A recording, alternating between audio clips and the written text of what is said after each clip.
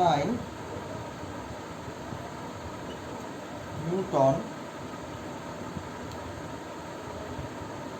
ল problems. আমরা কতগুলো Newton লর ওপর কতগুলো প্রবলেম সলভ করব, কতগুলো কোশ্চেন নিয়ে আলোচনা করব। 1 নম্বর,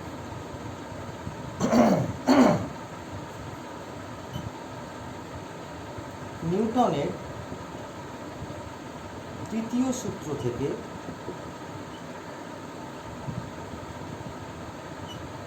ভরবেগের সংরক্ষণ সূত্র প্রমাণ করো। মোটামুটি 3 নম্বরের থাকে। নিউটনের থার্ড ল থেকে ভরবেগের সংরক্ষণ সূত্র প্রমাণ করো। কিরকম? নিউটনের তৃতীয় সূত্রে কি বলা আছে? নিউটনের তৃতীয় সূত্রে বলা আছে F1 = -F2, যেখানে F1 হলো ক্রিয়া বল, F2 হলো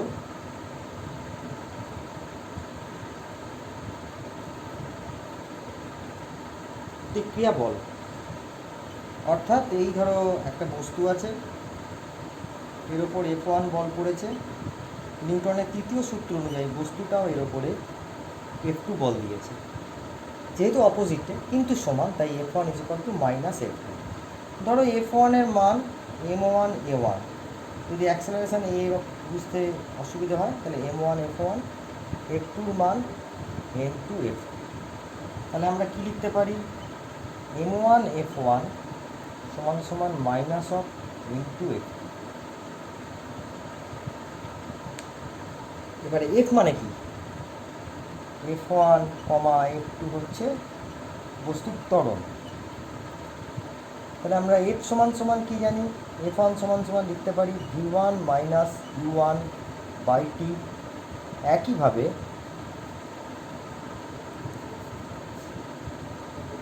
f2 কি লিখতে পারি? v2 - u2/t। উপরটা মুছি।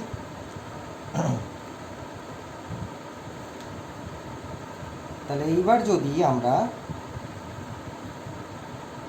তাতে বসিয়ে দিই, সমীকরণে বসিয়ে দিই, তাহলে আমরা কি পাচ্ছি? f1 = -f2, তাহলে এর থেকে পাচ্ছি m1 f1 = -m2 f2। তার থেকে পাচ্ছি m1 of v1 - u1/t = -m2 of v2 - u2/t।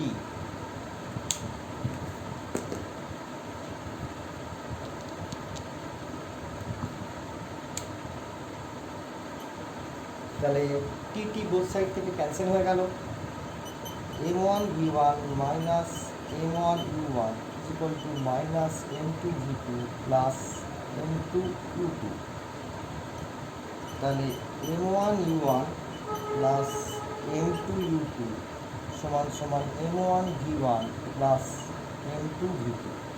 এটা মানেই হচ্ছে প্রাথমিক ভরবেগ সমান অন্তিম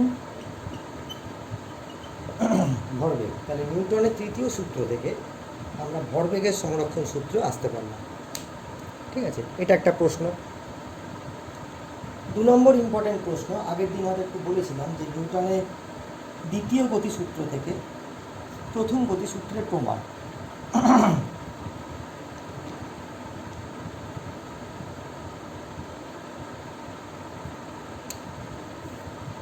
2 নম্বর কোশ্চেন, নিউটনের দ্বিতীয় গতিসূত্র থেকে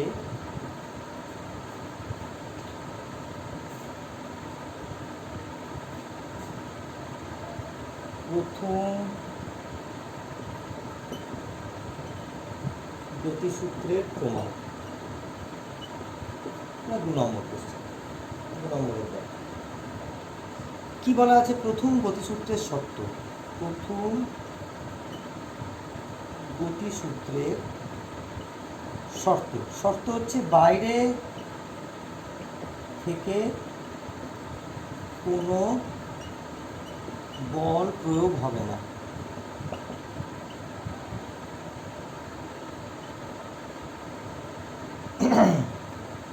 ফলাফল কি? ফলাফল বস্তু একই গতিবেগের অবস্থা ধরে রাখবে। এটা ফলাফল, এটা শর্ত, এটা ফলাফল। আমরা নিউটনের দ্বিতীয় গতিসূত্র থেকে এই শর্তে পৌঁছবো। নিউটনের দ্বিতীয় গতিসূত্র থেকে এই ফলাফলে পৌঁছবো, শর্ত অ্যাপ্লাই করব। তাহলে নিউটনের দ্বিতীয় গতিসূত্র, সেকেন্ড সূত্র, সেখান থেকে কী পাচ্ছি? P = mf, যেখানে m হচ্ছে ভর, f হচ্ছে বস্তুর ত্বরণ। অ্যাকর্ডিং টু কন্ডিশান, শর্ত অনুযায়ী বাইরে থেকে কোনো বল প্রয়োগ হবে না। তাহলে P = 0, তাহলে mf = 0।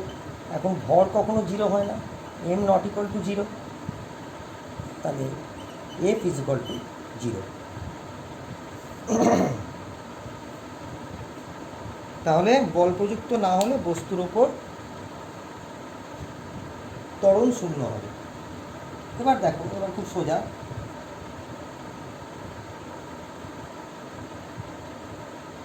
শর্তটা রাখলাম না, মুছে দিলাম।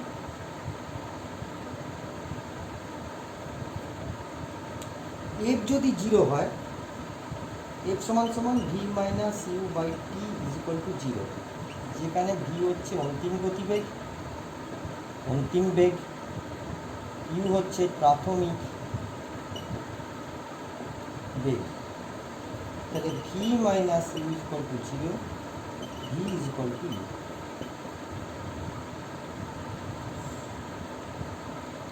অর্থাৎ এটাই ছিল আমার নিউটনের প্রথম গতিসূত্রের ফলাফল। বেগ একই থাকবে, সেই বেগ একই রয়েছে। যদি বাইরে থেকে বল প্রযুক্ত না হয়, প্রাথমিক গতিবেগ অন্তিম গতিবেগ সমান। এটাই নিউটনের প্রথম গতিসূত্র। অর্থাৎ সেকেন্ড ল থেকে আমরা ফার্স্ট লয় আসতে পারি। 3 নম্বর হচ্ছে রকেট যাত্রা। ভরবেগের সংরক্ষণ সূত্র দিয়ে রকেট যাত্রার প্রমাণ।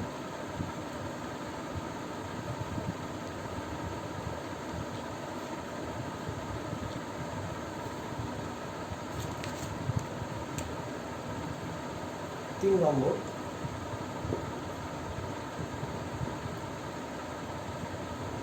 রকেট যাত্রার প্রমাণ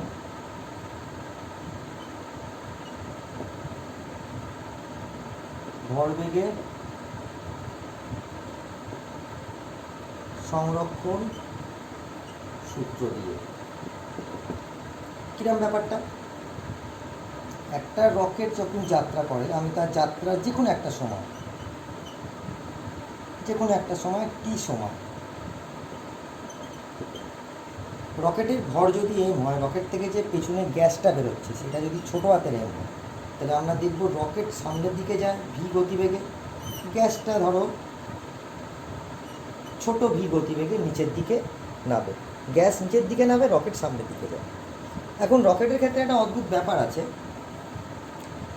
রকেট যত ওপরে যায় তত তার গ্যাসটা কমতে থাকে, তো গ্যাসটা নিচের দিকে বেরোতে থাকে, ফলে রকেটের ভর কম, রকেটের বেগও বাড়ে, রকেটের ভরও কমে। সেই জন্য রকেট সিস্টেমটা হচ্ছে পরিবর্তনশীল ভর। এটা পরিবর্তনশীল ভরের ব্যাপার, কিন্তু আমাদের সিলেবাস অনুযায়ী এখনও পরিবর্তনশীল ভর নেই। সুতরাং আমরা তার যাত্রাপথে শুরু থেকে শেষ পর্যন্তই সবটা কনসিডার করব না, তাহলে ক্যালকুলাস চলে আসবে।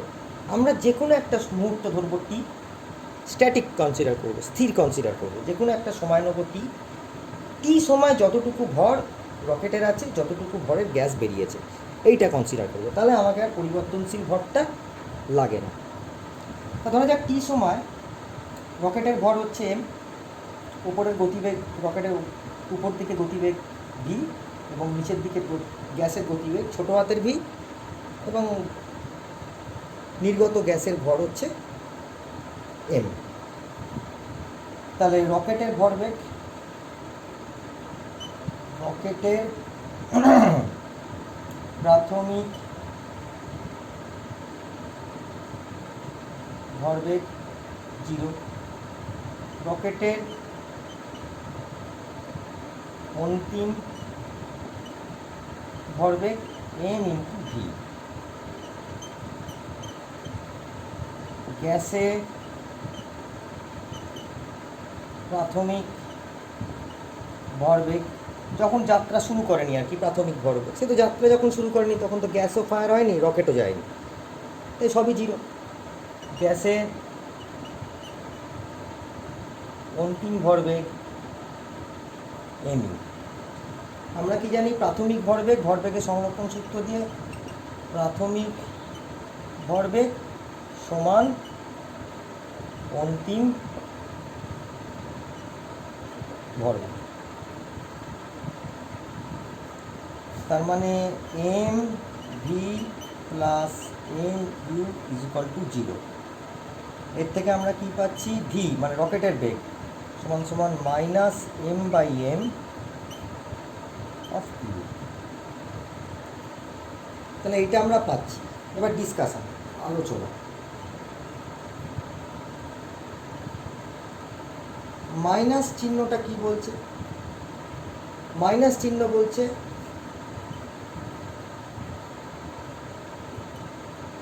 রকেটের গতি is equal two negative of গ্যাসের গতি। দেখো রকেট যখন যায়, আমরা যখন যে কোনো ভিডিওতে দেখেছি যে রকেট মনে হয় যেন সামনের দিকে যাচ্ছে, গ্যাসটা মনে হয় যেন পেছন দিকে আসছে। গ্যাস পেছন দিকে বেরোচ্ছে বলেই তো রকেট সামনের দিকে যাচ্ছে। গ্যাসের গতি হচ্ছে মাটির দিকে, রকেটের গতি ঊর্ধ্বমুখে, সেই জন্য রকেটের গতি মাইনাস গ্যাসের গতি, সেই দিক থেকে মাইনাস চিহ্ন ঠিক আছে, উল্টো দিকে বোঝাচ্ছে। আরেকটা এম লেস দ্যান বিগেন, রকেটের ভর অনেক বেশি, গ্যাসের ভর অনেক কম, তাহলে এইটা ভগ্নাংশ। এম যদি বড় হাতের এম যদি ছোটো হাতের এমের থেকে বড় হয়, এটা ভগ্নাংশ, তার মানে ভি লেস দ্যান ইউ, অর্থাৎ রকেটের গতি গ্যাসের গতির থেকে কম। আমাদের মনে হয় গ্যাস যেন খুব জোরে বেরোচ্ছে, রকেটটা আস্তে আস্তে উপরে উঠছে, সেই তার কারণটা হচ্ছে এইটা। ঠিক আছে, অর্থাৎ ভরবেগের সংরক্ষণ সূত্র দিয়ে আমরা রকেট যাত্রা যে কোনো একটা নির্দিষ্ট মুহূর্ত এই মেথডে প্রমাণ করতে পারি, কিন্তু শুরু থেকে শেষ পর্যন্ত সম্পূর্ণ মুহূর্তটা প্রমাণ করতে পারবো না এই নিয়মে, কারণ সেক্ষেত্রে ভরটাও পরিবর্তন হচ্ছে। আমরা ধরে নিলাম যে টি সময় তার যে কোনো ভর দুটো স্থির। টি সময় রকেটের ভর হচ্ছে এম এবং নির্গত গ্যাসের ভর ছোটো হাতে নেমে এটা কনস্ট্যান্ট। ঠিক আছে, 4 নম্বরটা আমি আলোচনা করব মানুষের হাঁটা নিয়ে। নিউটনের তৃতীয় গতিসূত্র বা তৃতীয় গতিসূত্র অনুযায়ী মানুষ হাঁটে।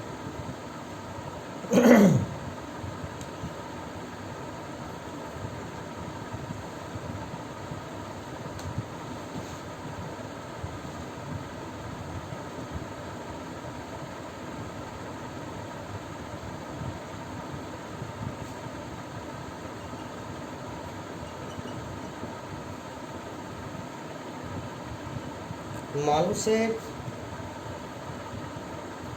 হাঁটা নিউটনের প্রতিক্রিয়া বল অনুযায়ী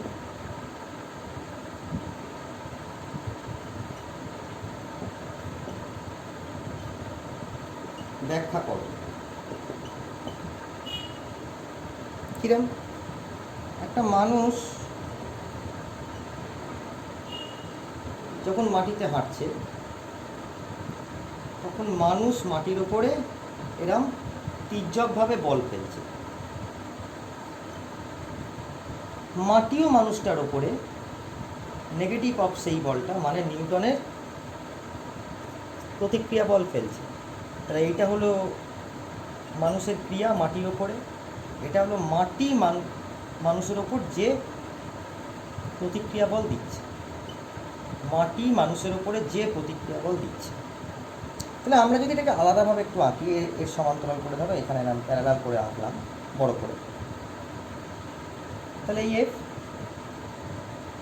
এটাকে আমরা দুটো ভাগে ভাগ করতে পারি। ধরো এইটাকে আমি বললাম F1, এই ভাগটাকে বললাম F। এটাকে বলা হয় বলের উপাংশ বিভাজন, এর নামটা উপাংশ বিভাজন। যে কোনো একটা বল,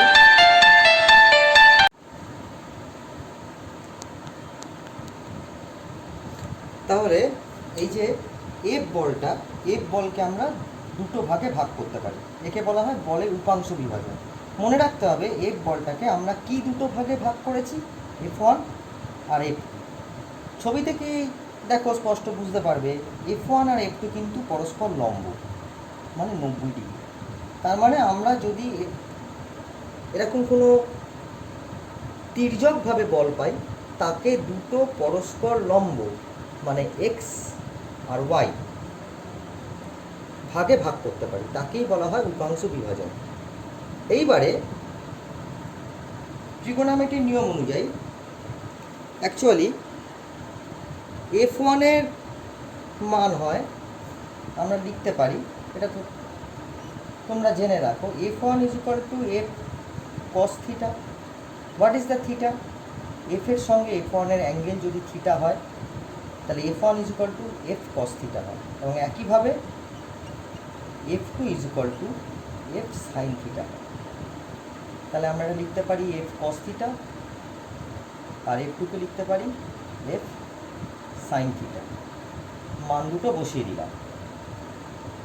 এইবারে F cos থিটা, এই মানটা, এই পৃথিবীতে এমন কোনো বল নেই, কোনো বল মানে আর কি আনব্যালেন্স কন্ডিশন, মানে সেই বলকে ব্যালেন্স কেউ করে রাখেনি, সমতুল্য কেউ করে রাখেনি। তাহলে কী হবে, সেই বলটা সেদিকে কাজ করেই যাবে, বডি সেদিকে সরেই যাবে। তাহলে নিশ্চয়ই আমরা যখন হাঁটি, আমরা তো স্টেবলভাবেই হাঁটি, স্থিরভাবেই হাঁটি, তার মানে নিশ্চয়ই এই F1কে কেউ ব্যালেন্স করেছে। কে ব্যালেন্স করেছে? দেখো F1 এর উল্টো দিকে কে থাকে? ঘর্ষণ বল, ফ্রিকশন, ঘর্ষণ। এই F cos থিটা বা F1 একে ব্যালেন্স করে রাখে ঘর্ষণ, আর F2 মানে F sin থিটা, তাকে কে ব্যালেন্স করে রাখে? বস্তুর ওজন, মানে mg, একে ব্যালেন্স করে রাখে। তাহলে F2 কে ব্যালেন্স করে রাখে mg, F1 কে ব্যালেন্স করে রাখে ঘর্ষণ। যার ফলে কি হয়, আমরা যখন মাটিতে হাঁটি, এই ঘর্ষণ বলটা যতক্ষণ একে ব্যালেন্স করে থাকে, আমরা ততক্ষণ F1 বলের জন্য এগিয়ে যেতে পারি। কিন্তু ঘর্ষণ বল যেখানে থাকে না, মানে ধরো খুব পিচ্ছিল জায়গা, তাহলে কি হয়, ব্যালেন্স করার কেউ নেই, F1 বা F cos থিটাকে ব্যালেন্স করার কেউ নেই, যেখানে ঘর্ষণ বল থাকে না, পিচ্ছিল জায়গা, তাহলে এই পার্টটা নেই, এই পার্টটা জিরো, তখন এই বলটা আমাদের মাথা উল্টে ফেলে দেয়। তাই ঘর্ষণহীন জায়গায় হাঁটা যায় না, এই কারণে। ঠিক আছে, তো এইটা হলো মানুষের হাঁটার মানে বলবিদ্যার নিয়ম, মেকানিক্স। এরপরে আমরা কতগুলো অঙ্ক করবো, দেখো।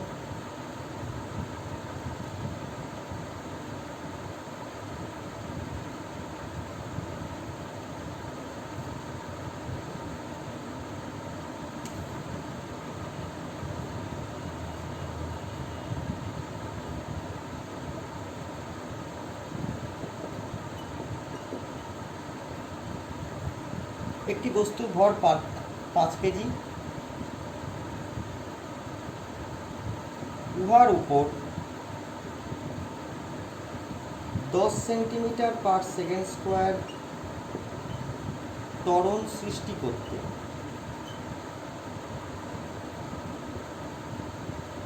কত বল লাগবে? কি জানতে চাওয়া হয়েছে? বল, বলের পরিমাপ। বলের পরিমাপ নিউটনের কোন গতিসূত্র থেকে করে? দ্বিতীয় গতিসূত্র। তাহলে আমরা স্টার্ট করব দ্বিতীয় গতিসূত্র থেকে। তাহলে দ্বিতীয় সূত্রানুযায়ী, আগে নাম লিখে নেবে, নিউটনের দ্বিতীয় সূত্রানুযায়ী P is equal to M into F. P হচ্ছে বল, এম হচ্ছে ভর, এফ হচ্ছে ত্বরণ। কি দেওয়া আছে?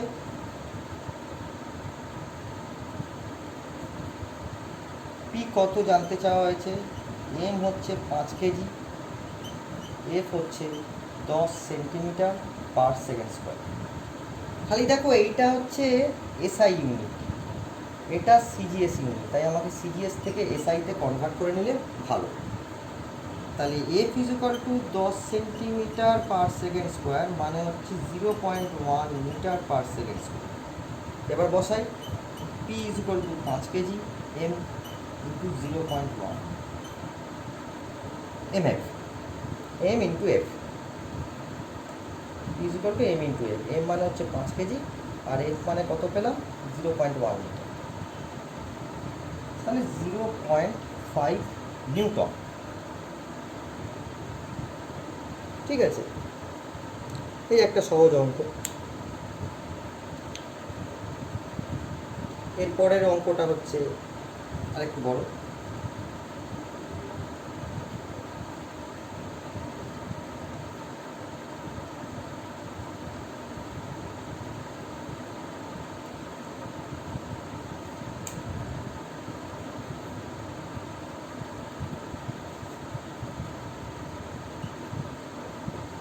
একটি বস্তু ভর 1 কেজি, উহার গতিবেগ 10 সেকেন্ডে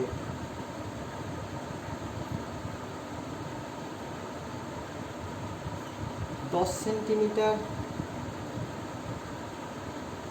পার সেকেন্ড হতে ভি সেন্টিমিটার পার সেকেন্ডে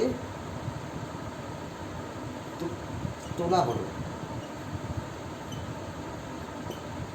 ভি সমান সমান কত? 10 সেন্টিমিটার পার সেকেন্ড থেকে ভি সেন্টিমিটার পার সেকেন্ডে নিয়ে যাওয়া হলো ওর গতিবেগ। কত সময়? 10 সেকেন্ড সময়। ভর হচ্ছে 1 কেজি। আমার গতিবেগ জানতে চাওয়া হয়েছে। হ্যাঁ, একটা বস্তু, একটা কথা বলা দরকার, এখানে পি এর মান হচ্ছে ধরো 5 নিউটন। পি এর মান 5 নিউটন। এটাকে সেন্টিমিটার কেটে দিয়ে একেবারে মিটার করে দেওয়া হচ্ছে, তাহলে একই ইউনিটে থাকবে। তাহলে আমরা কি লিখতে পারি? P is equal to m F. M F মানে m of v minus u by t, যেখানে এম হচ্ছে ভর, এফ হচ্ছে ত্বরণ, ইউ হচ্ছে প্রাথমিক বেগ, ভি হচ্ছে অন্তিম বেগ, টি হচ্ছে সময়। এবার খালি ভ্যালু পুট করি। এম কত? 1 কেজি। ভি কত? জানি না।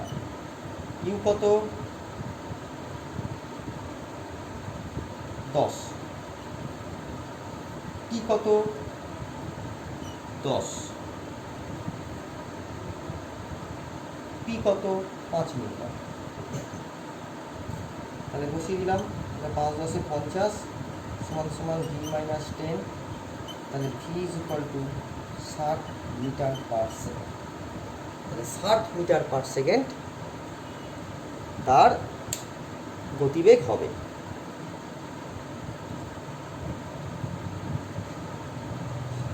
তাহলে এই হলো নিউটনের দ্বিতীয় গতিসূত্রের অঙ্ক। আচ্ছা, একটা থিওরি করে নেওয়া দরকার যে নিউটনের দ্বিতীয় গতিসূত্র থেকে প্রথম গতিসূত্র তো হয়ে গেছে, আমাদের একটা ভরবেগের সংরক্ষণ সূত্রের অঙ্ক করা দরকার। ঠিক আছে, তাহলে এরপরে আমরা করবো ভরবেগের সংরক্ষণ সূত্রের অঙ্ক।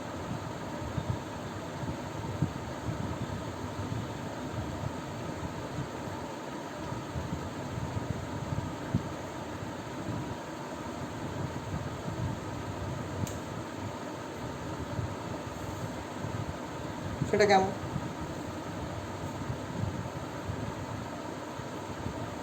একটি বন্দুকের ভর 2 কেজি।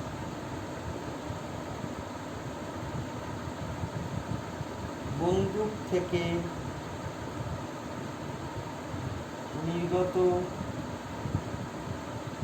গুলির বেগ 100 করবো না, 500 মিটার পার সেকেন্ড।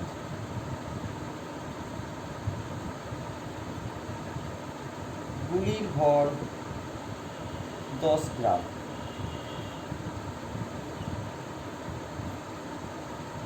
বন্দুকের বেগ কত? তাহলে ছবিটা যদি আমরা আঁকি,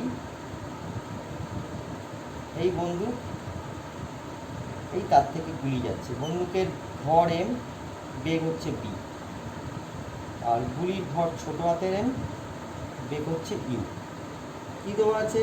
m সমান সমান 10 কেজি, এই 2 কেজি। ছোট হাতের m সমান সমান 10 গ্রাম।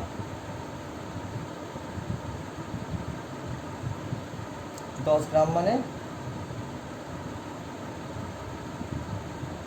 0.01 কেজি, তাই তো?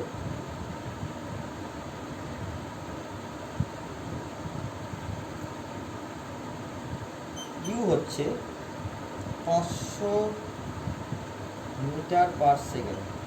ভি কত বার করতে হবে। তাহলে ভরবেগের সংরক্ষণ সূত্র অনুযায়ী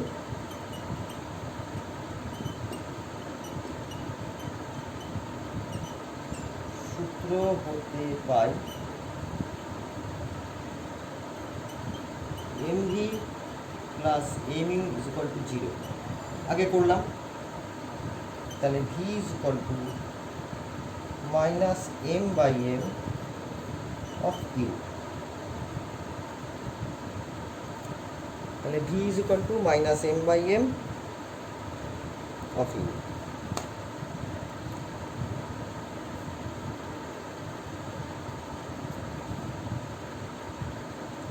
তাহলে এখানে ভ্যালু বসাই, মাইনাস ছোট হাতের m কত? 0.01 কেজি, বড় হাতের m 2 কেজি ইন্টু 500, তাহলে কত দাঁড়াচ্ছে?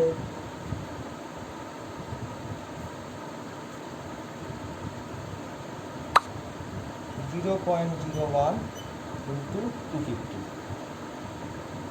তাহলে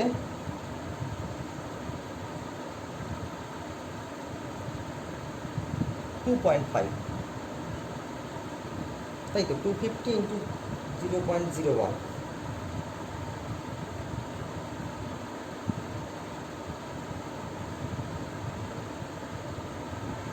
2.5 মিটার পার সেকেন্ড।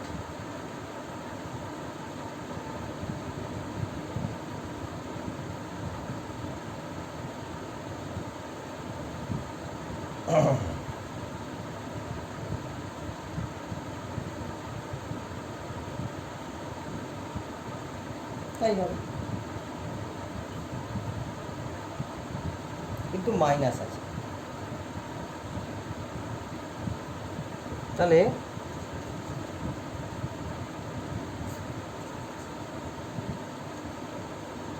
বন্দুক মাইনাস 2.5 মিটার পার সেকেন্ডে পেছন দিকে যাবে, তাহলে ভি এর গতিবেগ কোন দিকে? এই দিকে, সেটি তো মাইনাস। গুলির গতিবেগ কোন দিকে? এই দিকে। ভি এর মান কত? 2.5 মিটার পার সেকেন্ড। তাহলে বন্দুক খুব আস্তে পেছনে নেবে, যাই হোক এই গুণটা দেখে নেবে। এই হলো মোটামুটি আমাদের ভরবেগের সংরক্ষণ সূত্র অনুযায়ী অঙ্ক। নেক্সট টপিকস হচ্ছে কার্যক্ষমতা শক্তি। ঠিক আছে, প্র্যাকটিস করবে। বইয়ের অনুশীলনীতে অনেক অঙ্ক আছে, বইয়ের অনুশীলনীতে কোশ্চেনগুলো দেখবে।